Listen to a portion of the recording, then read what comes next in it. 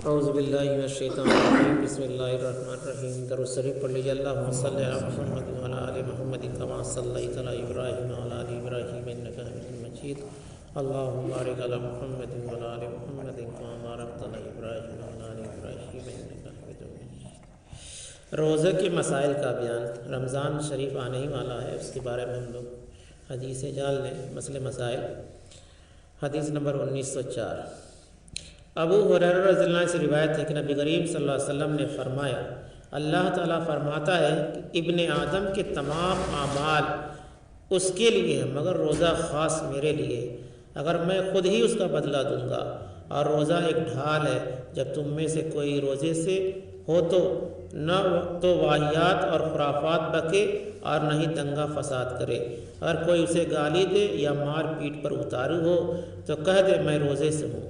قسم ہے اس ذات کی جس کے ہاتھ میں محمد صلی اللہ علیہ وسلم کی جان ہے، روزے دار کے منہ کی بو اللہ کو مشک سے کی خوشبو سے بھی زیادہ پسند ہے۔ اور روزے دار کے لیے 2 وقت خوشی کا ہوتا ہے، پہلا روزہ کھولتے وقت خوش ہوتا ہے، دوسرا جب وہ اپنے مالک سے ملے گا تو روزے کا ثواب دیکھ کر خوش ہوگا۔ بھائی ظاہری بات ہے، ظاہری طور پر تو خوشی ملتی ہے جب ہم پانی پیتے ہیں، اللہ کا نعمت کا شکر ادا کرتے ہیں، اور روزہ فرضیت میں ہے۔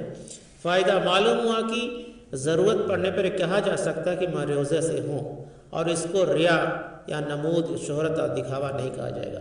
مان لیں کہ اس طرح کوئی بات آدمی کرے تو بھائی آدمی کہے تم کائن بول رہے ہو، تم بھی کچھ بولو، تو کہتے بھائی میں روزے سے ہوں، اس طرح کی واحد بات چاہے گالی گلوچ میں شامل نہیں ہو سکتا، وہاں سے کنارے ہو جائے۔ لیکن بلا وجہ یہ بھی اعلان کرتے پھرنا کہ میں نمازی ہوں، روزے سے ہوں، حاجی ہوں، بہرحال غلط ہے، اس میں احتیاط کی ضرورت ہے۔ وقت پڑھنے پر کہا جا سکتا ہے۔ دوسری حدیث ہے، علقمہ رضی اللہ عنہ بیان کرتے ہیں کہ ایک مرتبہ میں عبداللہ بن مسعود رضی اللہ عنہ کے ساتھ جا رہا تھا تو انہوں نے بتایا کہ ہم لوگ نبی کریم صلی اللہ علیہ وسلم کے ساتھ تھے، تو آپ نے فرمایا جو شخص نکاح کی طاقت رکھتا ہو وہ ضرور یعنی اوشیہ ہی نکاح کر لے، کیونکہ نکاح آدمی کی نظروں کو نیچا رکھتا ہے اور شرمگاہ کو بدکاری سے بچاتا ہے۔ اور جو نکاح کی طاقت نہ رکھتا ہو وہ روزہ رکھے، کیونکہ وہ اس کے لیے خصی ہونے کا حکم رکھتا ہے۔ فائدہ، شہوت، خواہش اور لالسا یہ چند روزے رکھنے کے بعد کمزور پڑنا شروع ہوتا ہے، ورنہ روزہ رکھنے کے شروع میں تو خواہش بھڑک کر اور بڑھ جاتی ہے۔ جب آپ رکھیں گے روزہ تو خواہش اور بڑھے گی، اس لیے فائدہ کا پربھاؤ اس وقت ظاہر ہوگا جب مسلسل روزہ رکھا جائے۔ کیا رکھا جائے؟ مسلسل روزہ رکھا جائے۔ اگر کسی کو اس طرح کیفیت آ جاتی ہے، بات صحیح ہے، اگر شروع میں جو ہے آپ روزہ رکھتے ہیں تو وہ اور ابھار پہ آتا ہے، مگر آپ ریگولر رکھنے لگے، جسے میں ہفتے میں 2 دن روزہ رکھنے لگے، آپ ریگولر رکھنے لگے نفلی روزہ، تو اس طرح سے مسلسل، تو اس کا فائدہ آپ کو نظر آئے گا۔ عبداللہ بن عمر رضی اللہ عنہ روایت کرتے ہیں نبی کریم صلی اللہ علیہ وسلم نے رمضان کا ذکر کرتے ہوئے فرمایا جب تک چاند نہ دیکھ لو روزہ نہ رکھو، اور اسی طرح روزہ بھی رکھنا بند نہ کرو جب تک کہ عید کا چاند نہ دیکھ لو، اگر اس دن بدلی چھا جائے تو 30 دن پورے کر لو۔ فائدہ معلوم ہوا کہ شعبان کی 30 تاریخ کو چاند کے نکلنے یا نہ نکلنے میں شک ہو جائے تو اس دن روزہ رکھنا منع ہے۔ اسی پرکار 29 رمضان کو بھی بدلی وغیرہ کی وجہ سے اگر شک ہو جائے تو پورے 30 دن کا روزہ رکھ کر عید منائی جائے، ٹھیک، کیونکہ 30 سے زیادہ روزہ نہیں ہوتا ہے، اسلام کا 2 ہی ہوتا ہے، 29 یا 30۔ آج کل تو بہت برا حال ہے کہ شاید ہی کوئی سال گزرتا جس میں پورے ملک کے مسلمان ایک دن عید مناتے ہوں، اور یہ صرف آپ صلی اللہ علیہ وسلم کی اس حدیث پر عمل کرنے کا نتیجہ ہے۔ بھائی جب شک شبہ ہو تو اس کو پورا کر لیا جائے، اس میں دنیا بھر کا تماشا نہ کیا جائے۔ دوسری حدیث ہے، عبداللہ بن عمر رضی اللہ عنہ روایت کرتے ہیں نبی کریم صلی اللہ علیہ وسلم نے فرمایا مہینہ کبھی 29 راتوں کا بھی ہوتا ہے، اس لیے جب تک چاند نہ دیکھ لو روزہ نہ رکھو، اور جب تک چاند نظر نہ آئے افطار بھی نہ کرو، اور اگر بدلی ہو جائے تو 30 دن کے پورا کر لو۔ دوسری حدیث ہے، عبداللہ بن عمر رضی اللہ عنہ روایت کرتے ہیں کہ نبی کریم صلی اللہ علیہ وسلم نے فرمایا کہ مہینہ اتنے دنوں اور اتنے دنوں کا ہوتا ہے، اور تیسری مرتبہ کہتے ہوئے آپ نے انگوٹھے کو دبا لیا، یعنی 29 کا بھی ہوتا ہے۔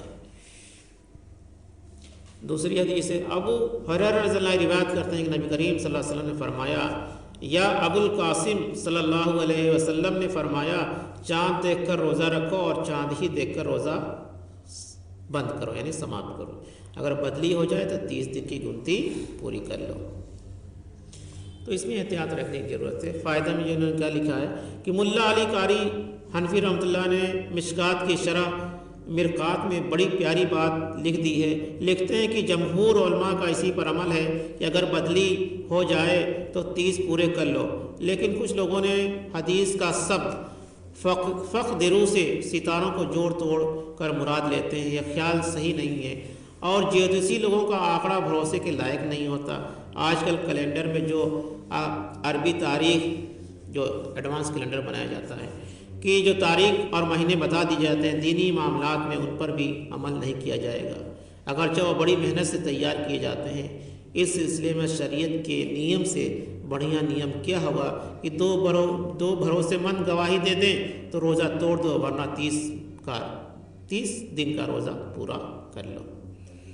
اسی لیے دیکھتے ہیں کبھی کبھی ہم لوگ کا کیلنڈر تو بن جاتا ہے عربی کا، مگر کبھی کبھی ادھر ادھر بھی ہو جاتا ہے، کیونکہ ہمارا کیلنڈر کیا ہے؟ چاند پہ ہے۔ کیا ہے؟ چاند کے نکلنے پہ ہے۔ دوسری حدیث ام سلمہ رضی اللہ عنہ روایت کرتے ہیں کہ مرتبہ نبی کریم صلی اللہ علیہ وسلم نے 1 مہینہ کے لیے اپنی بیویوں سے سمبند نہ رکھنے کی قسم اٹھائی، چنانچہ 29 دن کے بیت جانے کے بعد صبح سویرے یا دوپہر کو آپ صلی اللہ علیہ وسلم ان کے پاس تشریف لے گئے تو آپ کو یاد دلائے گا کہ آپ نے تو 1 مہینہ تک الگ رہنے کی قسم کھائی تھی۔ یہ سن کر آپ نے فرمایا مہینہ 29 دن کا بھی ہوتا ہے۔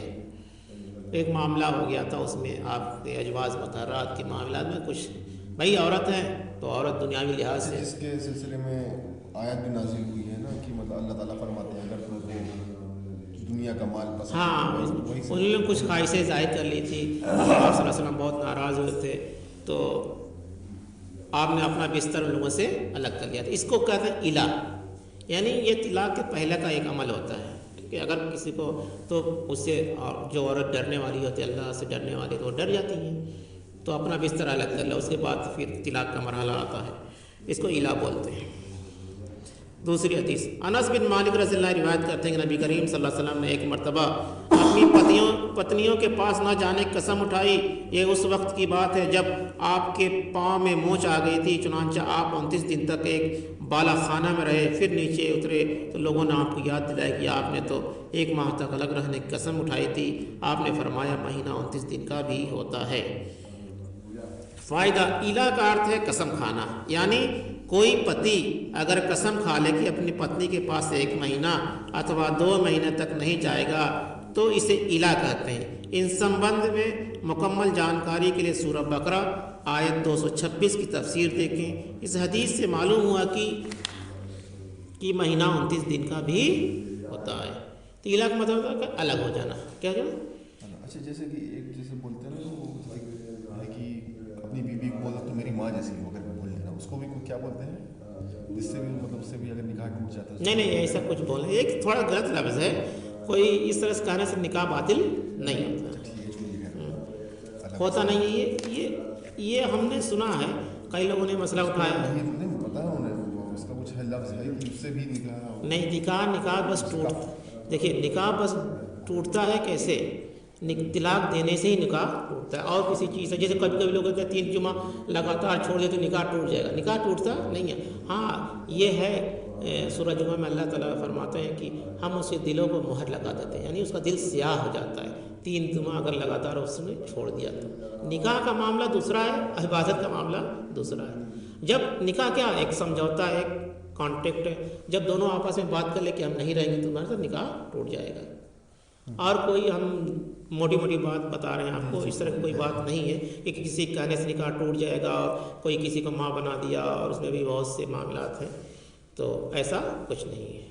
ٹھیک، تو اللہ تعالیٰ سے دعا ہے کہ ہم لوگ اس حدیث پر عمل کرنے اور رمضان کے مسئلے مسائل کے مطابق اپنی زندگی گزارنے کی توفیق عطا فرمائے، آمین۔ سبحان اللہ وبحمدہ، سبحان اللہ وبحمدہ، اشہد ان لا الہ الا اللہ ونستغفرک واتوب الیک۔ سبحان ربک رب العزۃ عما یصفون وسلام علی المرسلین والحمد للہ رب العالمین۔ اچھا، کیا ہوتا ہے جیسے کہ پہلے جو ہے جیسے وہ چاند سحری کرتے ہیں، شام کو افطار کر دیا تو اس کے پہلے